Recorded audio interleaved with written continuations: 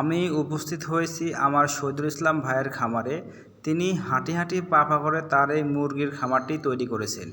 শুরুতে তিনি 200 মুরগি দিয়ে শুরু করেন এই খামারটি। আজকে এই খামারের মুরগির সংখ্যা 4000 পেরিয়ে গেছেন।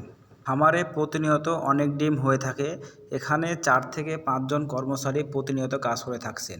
শহীদুল ইসলাম ভাইয়ের মুরগির খামার সহ আরও আছেন পোলট্রি ফার্ম, গাভী পালন, ছাগল পালন, মৎস্য চাষ সহ আরও অনেক ব্যবসার সঙ্গে তিনি জড়িত।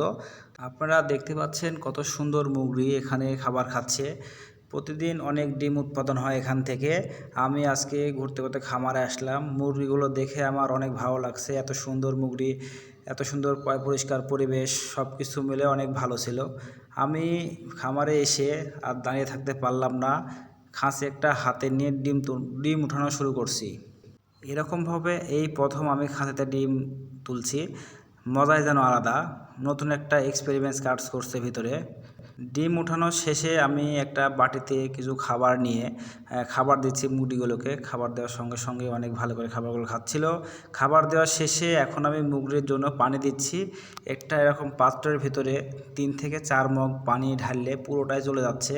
আপনারা দেখলে বুঝতে পারবেন, অনেক সুন্দর পরিবেশ ছিল। পানি দেওয়া প্রায় শেষের দিকে। পানি দেওয়া শেষ করে সবগুলো ডিম একত্রিত করলাম।